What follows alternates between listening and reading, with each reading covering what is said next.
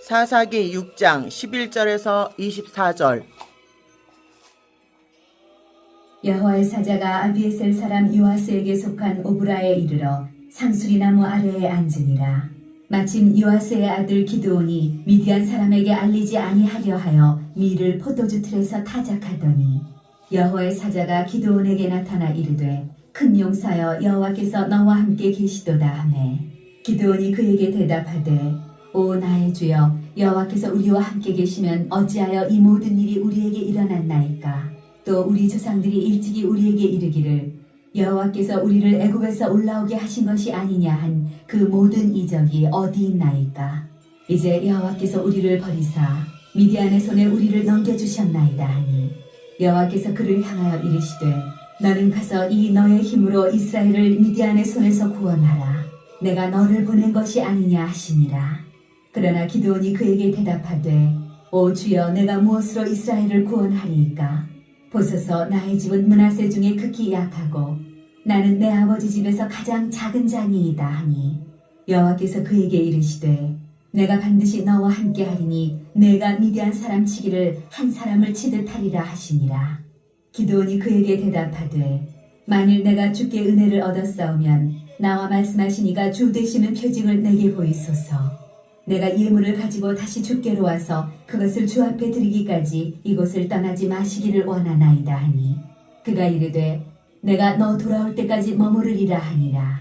기드온이 가서 염소새끼 하나를 준비하고 가루 한 에바로 무교병을 만들고 고기를 소쿠리에 담고 국을 양푼에 담아 상수리 나무 아래 그에게로 가져다 드리매 하나님의 사자가 그에게 이르되 고기와 무교병을 가져다가 이 바위 위에 놓고 국을 부으라 하니 기드온이 그대로 하니라.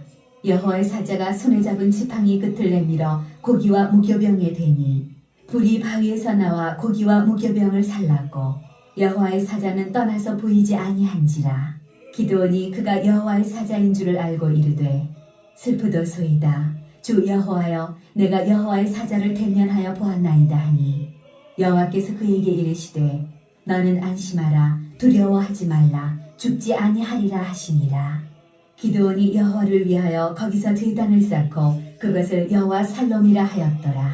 그것이 오늘까지 아비에셀 사람에게 속한 오브라에 있더라.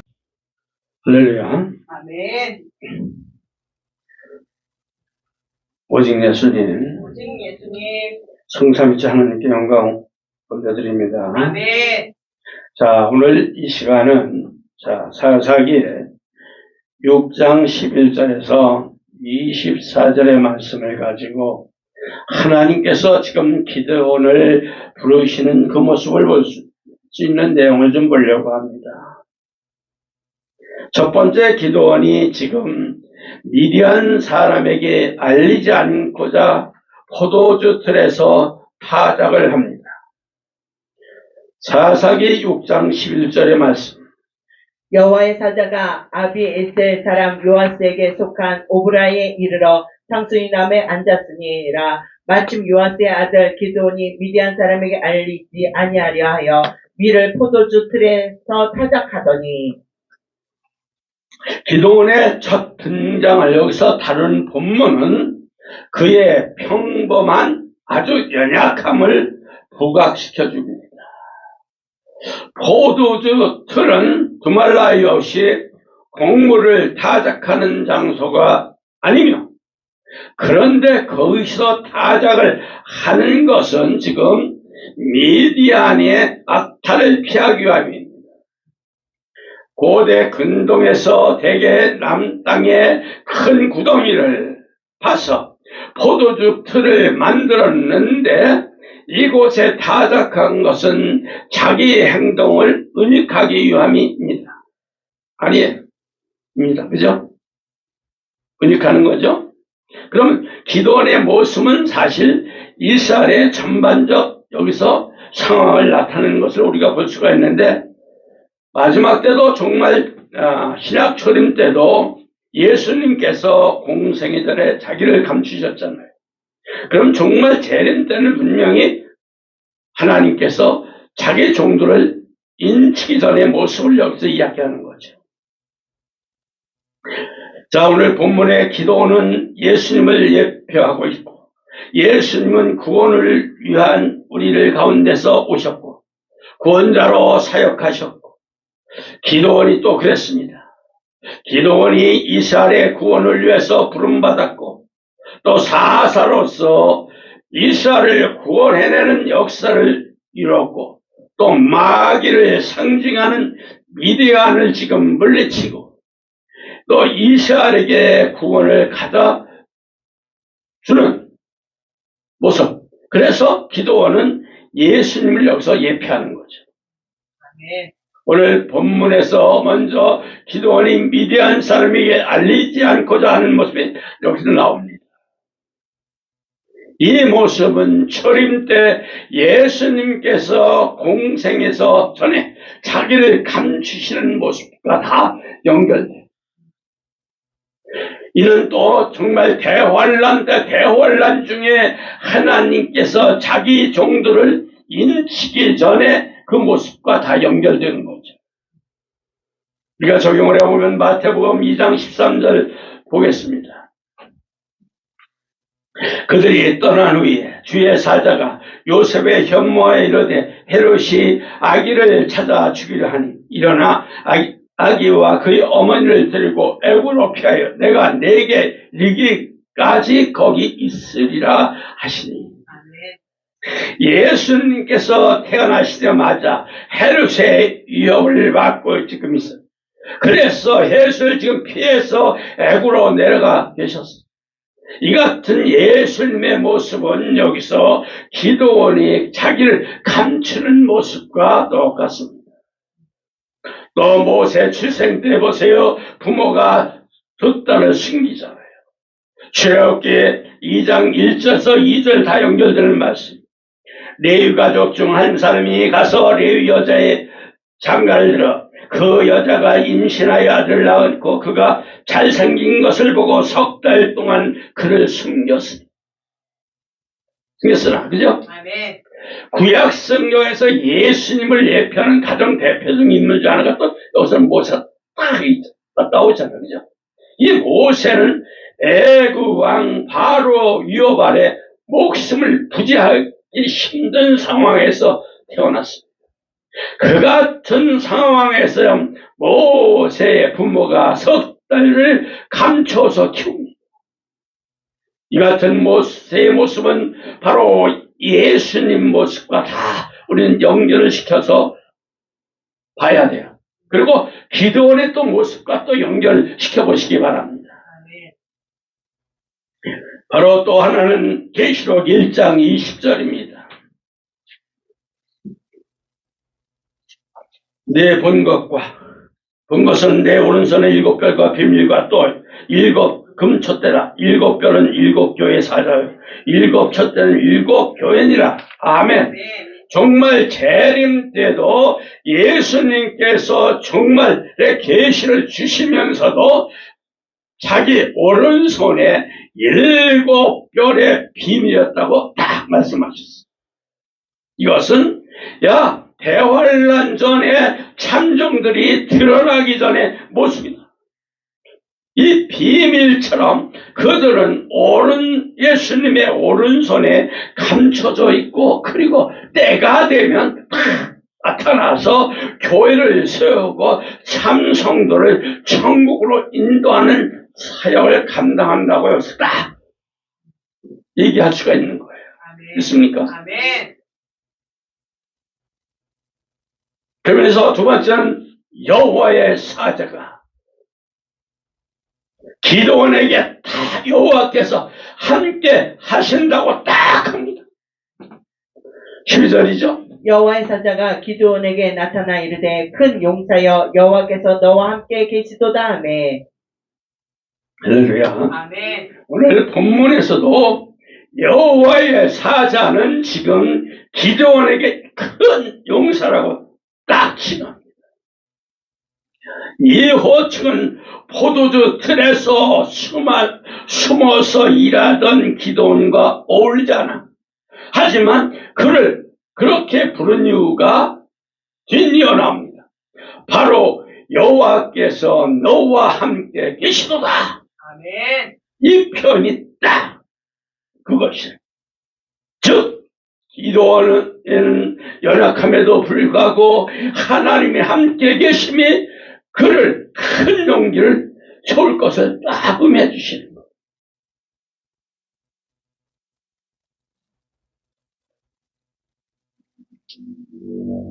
신약초림 때도 하나님께서 예수님과 함께 하시고 정말 재림 때는 정말 대환란 때는 예수님께서 두 증인들과 함께 하시겠다는 메시지입니다.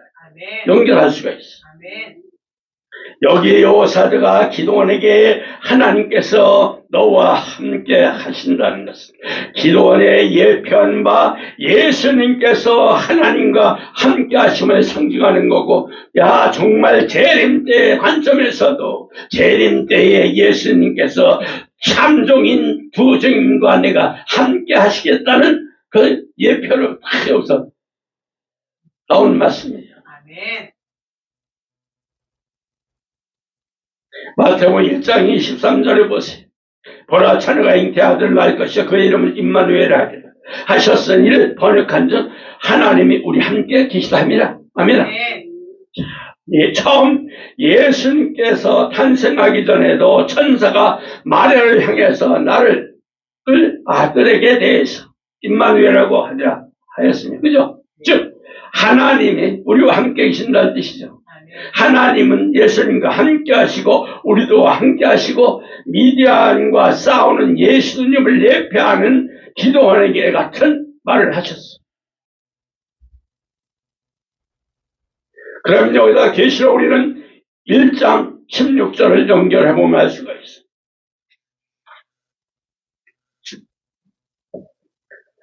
그의 오른손에 7뼈이 있고 그의 입에 좌우에 날성검이 나오고 그의 얼굴은 해가 힘있게 비친 것 같더라. 아멘. 정말 재림 때도 적그리스도와 맞서 싸울 참종들, 오직 예수만 미쳐가는 종들, 계시록은 여러 가지 상징을 여기서 딱 묘사를 합니다. 그 상징 중에 별이다. 그런데 계시록 1장에서부터 예수님께서는 그 오른손에 7뼈를 쥐고 계신다고 딱 붙잡고 있다고 딱 말씀하셔요.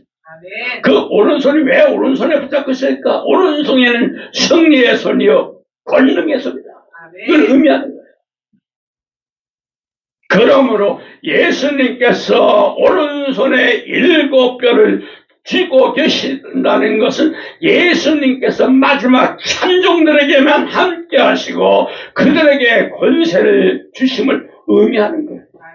그래서 세상과 착하고 세속주의, 혼합주의의 착한 종들에게는 관련된 말씀이 아니에요. 오직 마지막 예수만 미쳐가는 종들, 이런 종들에게만 하나님이 붙들고 계시겠다는 거예요. 여셨어요? 자, 그러다 우리는 거기서 계시록 11장 3절을 또 연결을 해보죠. 내가 나의 두 증인에게 권세를 주니 그들이 굵은 베옷을 입고 1260일을 예언하리라. 아멘. 오늘 계시록 11장은 두 증인에 대한 예언, 정말 참정들에 대한 예언입니다. 여기서 예수님께서는 직설적으로 내가 나의 두 증인에게 권세를 줄 것이라고 딱 말씀했어요. 직설적으로 얘기하셨어요. 여호와의 사자가 기도원에게 여호와께서 함께 하시는 권능을 주신다는 말씀. 예수님께서 마지막 두 증인에게 큰 권세를 주신다는 말씀과 연결됩니다. 이래서 두 증인들이 막판에 이 WCC, 종교다원주의, 적그리스도 이 세력들 나타나면 그 세력들과 목숨 내놓고 싸우는 거예요.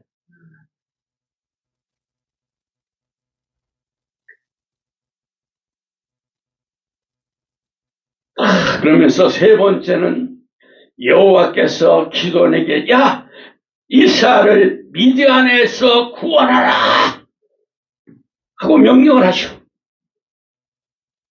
13절에서 14절 기도니 그에게 대답하되 오 나의 주여 여호와께서 우리와 함께 계시면 어찌하여 이 모든 일이 우리에게 일어나나이까 또 우리 조상들이 일찍이 우리에게 이르기를 여호와께서 우리를 애굽에서 올라오게 하신 것이 아니냐 한 그 모든 이적이 어디 있나이까 이제 여호와께서 우리를 버리사 미디안 손에 우리를 넘겨 주셨나이다 하니 여호와께서 그를 향하여 이르시되 너는 가서 너의 힘으로 이스라엘 미디안 손에서 구원하라. 내가 너를 보낸 것이 아니냐 하시니라. 지금 기도는 여호와의 사자에게 하나님께서 우리가 함께 계시면 어찌하여 이 모든 일이 일어날까 하면서 탄식하면서 불평어린 질문을 탁 던집니다.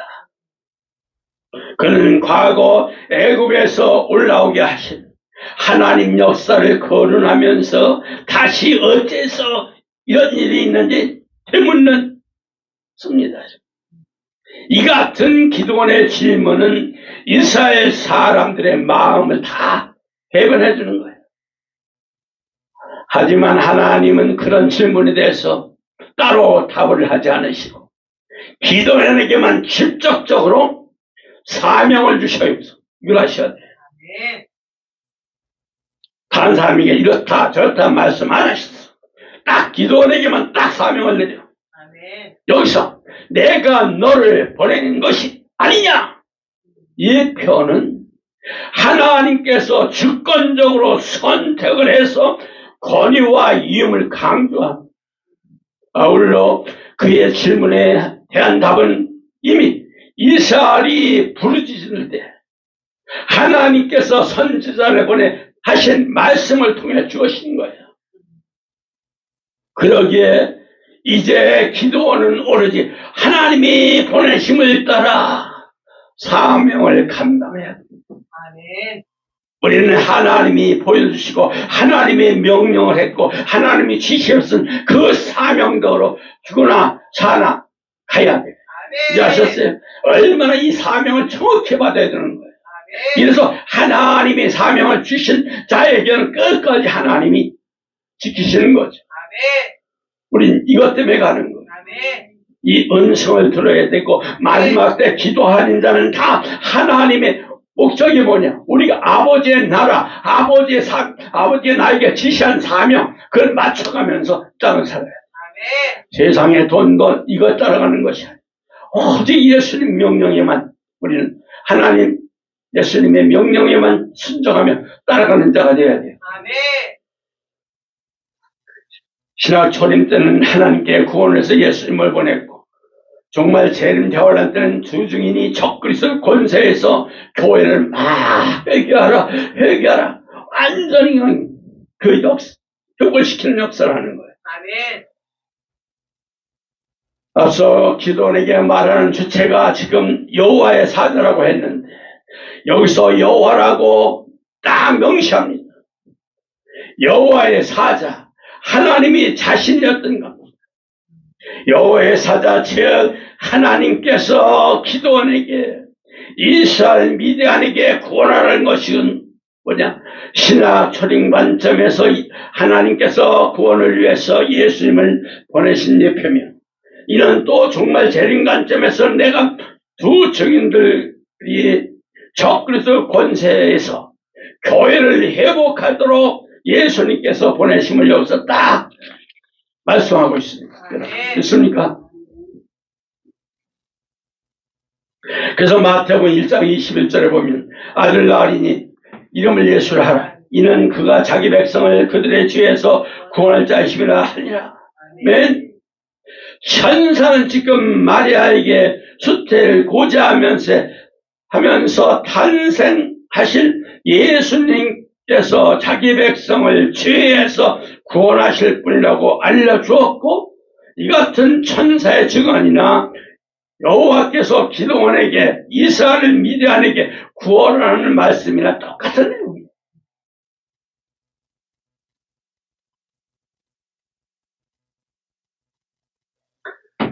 요한복음 1장 29절 보세요. 이튿날 요한이 예수께서 자기에게 나오심을 보고 이르되 보라 세상 죄를 지고 가는 하나님 어린 양이로다. 아멘. 세례 요한은 지금 예수님을 가리켜 세상 죄를 지고 가는 하나님 어린 양이라고 딱 선포를 하고 있어. 즉 세상의 모든 죄를 지시고 우리 죄 가운데 구원하시고 구원하심을 여기서 선포하는 내용입니다. 이 같은 세례 요한의 선포나 여호와께서 기도원에게 딱 미드안에서 이스라엘을 구원하라는 말씀이나 다 똑같은 의미예요. 그러면 마지막 때 딱 계시록 11장 1절에다 딱 연결을 하면 또 해답이 연결 쭉 뜹니다. 우리가 잘 아는 말씀이죠. 또 내게 지팡이 같은 것을 주며 말하기를 일어나서 하나님 성령과 제단과 그 안에 경배하는 자들을 청량하되 아멘. 교회가 바로 세워지고 성도들의 믿음을 지키고 구원받기 위해서는 가장 필요한 일은 뭐예요? 하나님과의 관계 바로 세우는 거예요. 그런 예배가 세워져야 돼요. 이는 뭐 세상 자기 자랑 자기 그냥 쾌락 자기 뭐 치움 이런 데만 미쳐가면 안 돼. 오직 우리는 하나님과의 관계, 예수님의 관계, 하나님 예수님 그 관계가 딱 우리와의 관계가 이루어져야 돼. 이게 바로 딱 세워져야 문제가 풀어지고 해결되고 모든 것들이 착착착 펼쳐져 나가는 거야. 이것이 해결 안 되면 하나님 계속 해결하라 계속 메시지 떨구는 거야. 그러면서 그냥 이리 틀고 저리 틀고 꽁꽁 밧줄로 꽁꽁 묶는단 말이야. 이게 철저히 피곤한 사람이 회개하면서 하나님 잘 물으면서 풀어나가야 돼. 아멘. 그래서 계시록 11장 1절에 두 증인 성전 제단에서 경배하는 자를 딱 측량하는 것은 너들 예배를 회복하는다는 의미예요. 예배를 회복하지 못하면 안 된다는 거예요. 교회가 구원의 사역을 온전히 감당해야 되는 거예요. 그냥 성도들만 끌어모으면 구원시켰죠. 그게 빠지지만 그 영혼 성화를 시켜야 되고 변화를 시켜야 되고 거룩하게 만들어야 되고 열매를 맺게 하는 단계까지 가야 된다는 거예요. 이 같은 내용 역시도 여호와께서 지금 미디안에 가서 야 이스라엘 보라 기도원에게 딱 말씀하신 것 같이 똑같은 맥락의 내용이 쫙 선포되고 있는 거예요.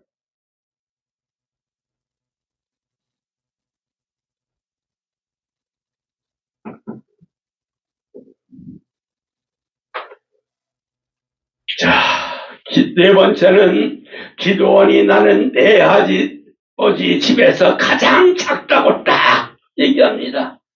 6장 15절이죠. 그러나 기드온이 그에게 대답하되 오 주여 내가 무엇으로 이스라엘을 구원하리까 보소서 나의 집은 므낫세 중에 극히 약하고 나는 내 아버지 집에서 가장 작은 자이니이다 하니. 기도원은 지금 자기를 극히 낮춰요. 그가 자기 비하하는 그의 겸손을 낮춰야 돼. 뭘 들어서는 안 돼. 동시에 사명에 대해서 딱 두려움을 느끼고 항상 이 사명에 대해서 두려움을 느껴요. 근데 요즘에 목사예요, 전도사예요, 뭐 사명 받았던 사람들 다 보면 이지랄하고 돌아다녀. 항상 낮출 줄 몰라. 왜 그 교만한 점을 전도서만 되면 아니요. 나의 집은 극히 약하고 나는 가장 작은 자라고 딱 표현해. 그의 사회적인 직위, 개인적으로 연약한 모두를 다 강조하며 하지만 이 동시 하나님의 선택이 인간의 기준과 무관함을 딱 부과시켜주는 거예요. 이는 모세나 예레미야 같은 선지자 부름심에도 다 확인돼요. 저 모세나의 80이야. 목동으로서 40년을 딱 보내가서 완전 무기력한 상황에서 부르셨어. 잘 풀려나갈 때 안 불러. 완전 무기력하고 아무것도 할 수 없는 상황, 그런 공지에 딱 있을 때 딱 부르셨어. 정확하게. 저도 그런 상황까지 몰고 가시면서 그때 부르시고 또 예레미야는 뭐예요? 아이라고 자처를 딱 할 때 부르자. 아이라고. 자기는 아이라고. 자, 이것을 우리가 연결해서 딱 해보면 뭘까요? 초림 때는 예수님께서 다 겸손하신 모습으로 오셨고 겸손했잖아요. 그러면요, 마지막 정말 재림 때는 뭘까요? 조직인들아, 참종들아, 세상과 족한 종들이 아니에요. 세상 돈돈돈한 목사들이 아니에요. 세상 명예의 모를 차지한 종들이 아니에요. 세상 자기 영광 자랑만 하려고 하는 이런 목사들이 아니에요. 혼합주의 아니에요. 세속주의 목사들이 아니에요. 오직 예수에만 미쳐가고 오직 완전 예술만 미쳐가는 정말 겸손한 종. 이런 두중인에게만 어떤 신앙이 있느냐? 겸손하다. 아멘. 이 뜻이에요. 15절 말씀. 6장 15절 보세요. 사사기. 그러나 기도원이 그에게 대답하되 오 주여 내가 무엇으로 이스라엘을 구원하니까 보소서 나의 집은 므낫세 중에 극히 약하고 나는 내 아버지 집에서 가장 작은 자이라. 작습니다. 너무나 아무것도 할 수가 없습니다. 기도원은 지금 반복을 해서 자기 자금을 자꾸만 작은 거를 자임을 자꾸 부각시켜. 이 같은 기도원의 겸손의 모습이 초림 때 예수님의 겸손하신 모습과 다 연결돼요. 겸손하지 못하면 다 버린다고 그랬어. 아멘. 교만한 자 다 버린다고 그랬어. 아멘. 이거 아셔야 돼요. 저를 부르시고 천사를 통해서 예수님하고 동행할 때 그 천사가 다 예수님 지시한 거 다 말씀하셨어. 겸손해라, 겸손해라. 아멘. 내가 내 나라 들어오려면 그 땅에 복음 전함에 겸손해야만 여기 들어올 수 있다. 아멘. 다 연결돼.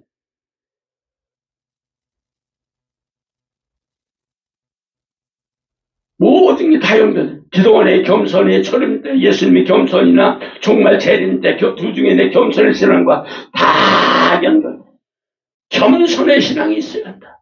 종들은 겸손해야 된다. 아멘. 우리 성도들도 마찬가지예요. 그냥 내가 달랐다, 그냥, 이거 자기가 좀 내세우려고. 이건 다 사탄의 밥들이야. 사탄의 용에 지시받는 인간들이. 장로고, 권사고, 성도고 다 용에 지시받는 다 지가 잘났어. 지가 영광 받으려고. 지가 자랑하려고. 이거 다 사탄의 종이야. 하나님의 종이 아니야. 아셨어요? 아멘. 항상 성들은 겸손해라. 성도들은 겸손해라. 아멘. 이게 하나님과 예수님의 이거 오늘 말씀을 보면 명령이야. 그 사명을 우리는 알고 가야 돼. 아멘. 항상 머릿속에 겸손해야 된다는 거. 아멘. 잊지 마시기 바랍니다. 아멘.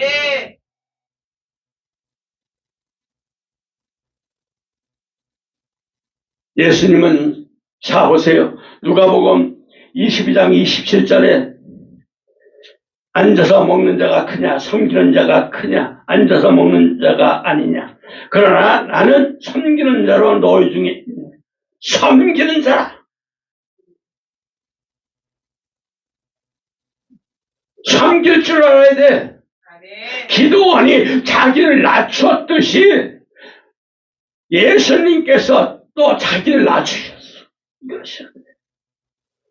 머리 들어? 교만하라? 이거 아니에요.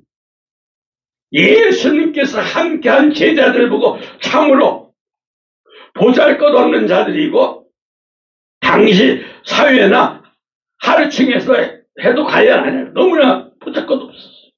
그런데 예수님은 그들 가운데 계셨을 뿐만 아니라 섬기는 자로 제자들 중에 함께 하셨어요. 그럼 예수님의 모습은 기도원의 겸손한 모습과 다 연결되는 내용이야. 아멘. 우리는 여기서 빌립보서 2장 6절에서 8절의 말씀을 또 연결을 쭉 하면 돼요. 그는 근본 하나님 본체시나 하나님과 동등을 점을 취할 것으로 여기지 아니하시고 오히려 자기를 비워 종의 형체를 가지사 사람들과 같이 되셨고 사람들의 모양으로 나타나사 자기를 낮추시고 죽기까지 복종하셨으니 곧 십자가에 죽으십니다. 예수님은 항상 자기를 낮췄을 뿐만 아니라 가장 낮은 자리 죽음의 자리까지 내려가셨습니다. 성도들도 낮출 줄 알아야지. 그냥 승진낸다고 안 돼. 지옥가. 그 마귀야. 용의 지배에 받는 거예요. 우리는 낮춰야 돼. 아멘. 죽음의 자리까지 낮춰야 갈 수가 있는 거예요. 혈기에 있으면 절대 싸워서 승리할 수가 없어.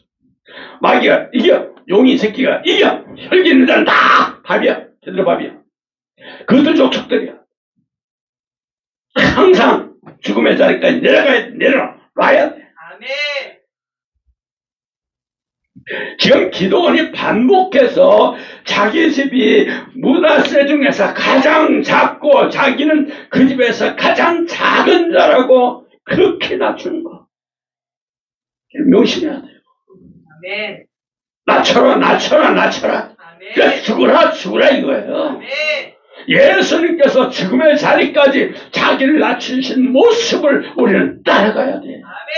왜 그렇게 머리를 들려고 하는지, 왜 그렇게 자기가 이러려고 하는지, 이러려면 너무 많아. 예수 믿는 사람, 장로나 목사나 다 성도들이 다 그 모양 그 꼴이야. 지금 마지막 때가 되다 보니 어떻게 하면 대화하려고 그래. 어떻게 내가 목사들 이런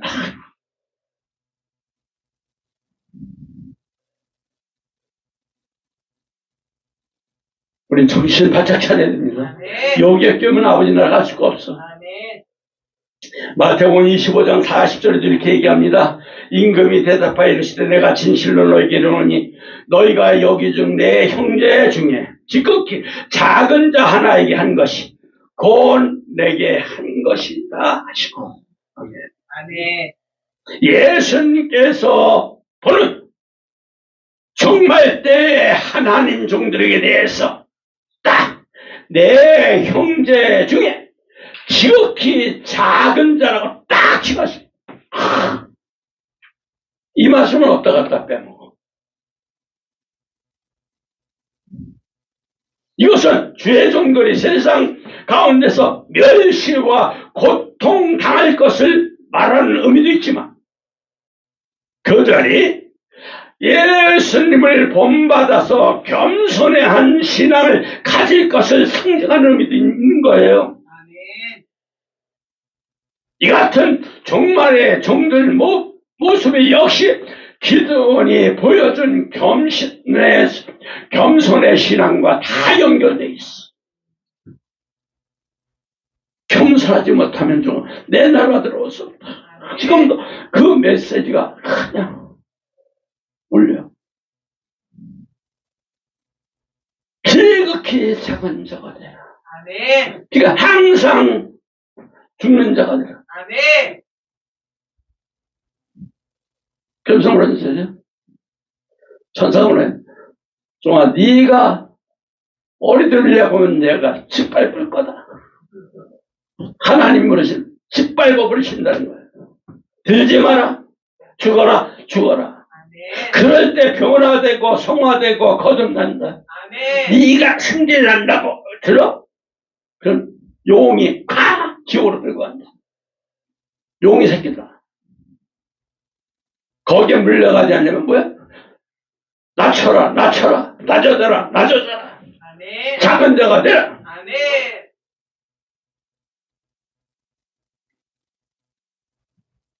그러면서 빌립보서 2장 6절 8절에서 다 그때 주시더라고요. 자기를 낮추고 죽기까지 복종하라. 아멘. 그래 네가 많이 나를 위해서 죽을 수 있다. 아멘.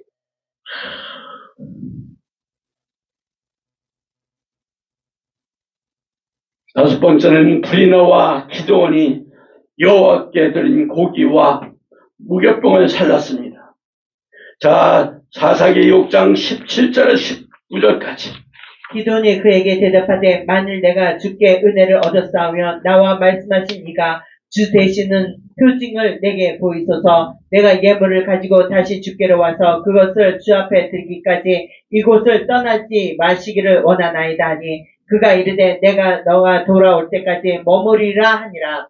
기드온이 가서 염소 새끼 하나를 준비하고 가루 한 에바로 무교병을 만들고 고기를 소쿠리에 담고 국을 양푼에 담아 상수리나무 아래 그에게 가져다 드리매 하나님의 사자가 그에게 이르되 고기와 무교병을 가져다가 이 바위에 놓고 국을 부으라 하니 기드온이 그대로 하니라. 여호와의 사자가 손을 잡은 지팡이의 끝에 내밀어 고기와 무교병을 대니 불이 바위에서 나와 고기와 무교병을 탈랐고 여호와의 사자는 떠나서 보이지 아니한지라.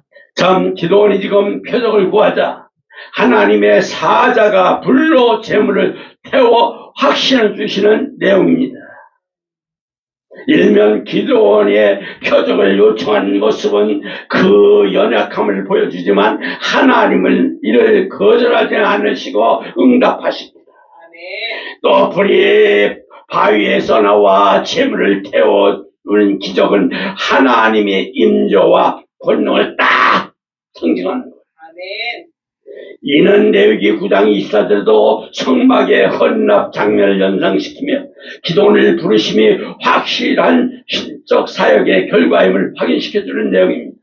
주석과 다니엘의 불록은 이 기적은 기도원의 개인적 확신뿐 아니라 그의 사명을 이스라엘 공동체에 공적으로 증명하는 역할을 한다고 해석을 해놨어요. 그래서 소림이나 예수님 십자가의 제사를 하나님께서 받으시고 또 정말 또 두 증인의 순결을 우리 예수님이 받으시는 거죠. 하나님 예수님 받으시는 거죠. 구약의 모든 다 제사는 예수님의 십자가 제사, 십자가의 희생과 다 연결되는 거예요. 여기서 기도원이 여호와께 드린 고기, 무교병, 기도원 자신을 다 상징합니다. 오늘 지금 기도원은 예수님을 다 예표합니다. 그런데 여기 고기와 무교병을 불이 살랐다는 것은 예수님의 십자가 제사를 하나님께 기쁘시게 받으심을 상징합니다. 예수님이 십자가의 제사는 삼종들의 순교의 신앙과 다 연결되는 겁니다. 그러므로 불이 나와서 기도원의 체험을 살랐다는 것은 정말 재능 관점에서 두 증인들이 다 순교를 한다. 목숨을 내놓는다. 완전히 예수님만 미쳐가니까. 하나님께서 기쁘시게 받은 게 누구냐? 세상과 착한 종들은 믿지도 못해. 오직 예수만 미쳐가고 오직 재림도 예수님 다시 오실 예수님만 미쳐가면서 죽으면 죽으려 가는 사람들. 적그리스가 아무리 핍박하고 조롱하고 불구덩이 갖다 놔도 다들 제 친구들처럼 기어들어가는 거야. 죽을래면 죽여라. 우리는 달려간다. 목숨 내놓고 달려간다. 그런데 예수님이 기쁘게 받으신다. 누가복음 23장 45절에서 46절을 또 연결을 합시다. 성소의 시장 한가운데서 찢어지더라. 예수께서 큰 소리를 불러 이르시되 아버지 내 영을 아버지 손에 부탁하니라 하고 이 말씀하신 후에 숨을 쉬시니라. 예수님께서 십자가에 죽으실 때 성소의 휘장이 찢겼다고 하였고 성소 휘장은 하나님과 사람 사이 갈라놓는 방법과도 같습니다. 그런데 그 휘장이 찢긴 것은 하나님께서 예수님께 드리시는 십자가 대속 제사를 기쁘시게 받으시고 지금 하나님과 죄인들의 인간 사이에 온전히 열리게 하시는 것. 기도원이 여호와께 드린 고기 무교병 불이 사는 이 내용이 예수님의 십자가 제사가 기쁘게 하나님께 연락되는 모습을 여기서 상징을 합니다. 그러니까 오직 우리는 예수님의 피밖에 없죠. 자, 히브리서 9장 13절로 이렇게 말씀합니다. 염소와 송아지의 피로 하지 아니하고 오직 자기의 피로 영원한 속죄를 이루사 단번에 성소에 들어가셨느니라. 아멘. 오늘 히브리서도 예수님은 자기 피로 영원한 속죄를 이루셨다고 하셨습니다. 이 같은 예수님의 속죄 완성은 하나님께서 예수님의 십자가의 제사를 기쁘게 받으심을 딱 이루는 거예요. 이루시는 거예요. 뭘까요? 여기다가 바로 우린 계시록 11장 11절에서 12절을 연결하면 됩니다. 계시록 11장 11절에서 12절. 3일반 후에 하나님께로부터 생기가 그들 속에 들어가매 그들이 발로 일어서니 구경하는 자들이 크게 두려워하더라. 하늘로부터 큰 음성이 있어 이리로 올라오라 함을 듣고 그들이 듣고 구름을 타고 하늘로 올라가니 그들의 원수들도 구경하더라. 아멘. 정말 때 부족인들 짐승이에 순교하지만 하나님께 그들을 다시 살리시고 부활하게 하시고 승리하게 하신다는 얘기예요. 이해하셨어요? 그러니까 넌 죽여라 죽여라 난 다시 부활한다 승리한다 올라간다 이런 배짱으로 가는 거예요. 그래야 되는 거예요. 이것은 사건은 뭐냐 하나님께서 그들을 기쁘게 받으시고 그들의 순교의 헌신을 또한 기쁘게 받으심을 의미합니다. 오늘 본문에 기도원에 드린 고기 무교병을 불이사는 모습 바로 이 사건과 다 예표가 되는 내용이에요.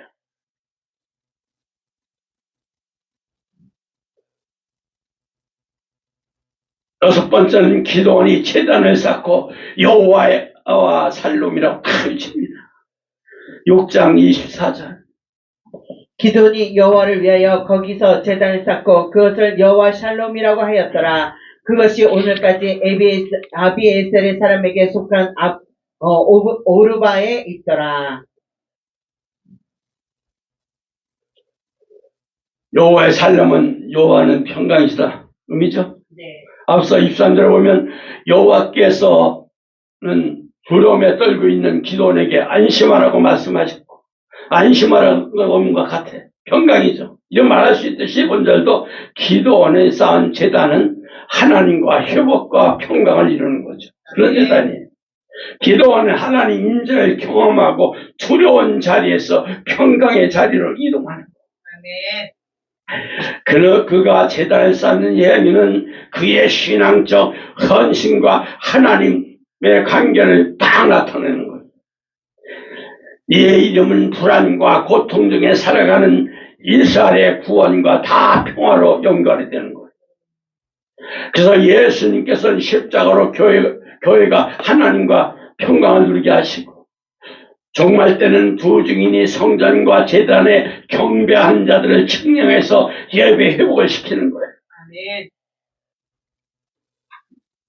자, 하나님께 제사를 받으시다 기도는 다시 제단을 쌓고 여호와 살롬, 즉 그가 제단을 여호와는 평강이라고 이름한 것은 신학철인 관점에서는 예수님께서 십자가로 교회가 하나님과 평강을 누리게 하심을 예표합니다. 이는 정말 재림 관점에서는 두 증인들이 천종들이 예배를 회복하는 사건, 회개하여라 만전히 외치면서 완전히 회복하고 성전의 제단에서 경배하는 자들을 정말 진실로 온 목숨을 다해 충성과 봉사로 정말 하나님께 영광 드리는 걸 다 증명하는 거죠. 그걸 인해서 하나님과 관계가 회복되는 것, 여호와의 샬롬이라 이루어지는 것은 정말 참교회가 예배의 회복 사건을 지금 완전히 회복시키는 장면이에요. 이제 아셨죠? 그래서 우리 요한복음 20장 21절도 있죠. 예수께서 또 이르시되 너희가 평강이 있을지어다. 아버지께서 나를 보내시는 것 같이 나도 너희를 아멘. 예수님께 십자가 죽으시고 부활하시는 탁 제자는 탁 나타나고 너에게도 평안이 있으리라. 선포하셨잖아요. 이 평강이 바로 여호와 샬롬, 긍정적인 의미입니다. 그러면 예수님은 십자가로 화평과 평안을 이뤘죠. 에베소 2장 16절에 17절. 에베소서. 또 십자가로 이 둘을 한 몸으로 하나님과 화목하게 하시니라.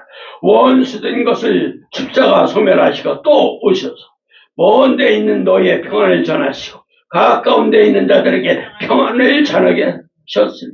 아멘. 바울은 지금 또 십자가를 통해서 하나님과 우리와 함께 화목하게 되고 온 세상에 하나님 평안과 전파되었다고 딱 선언하잖아요.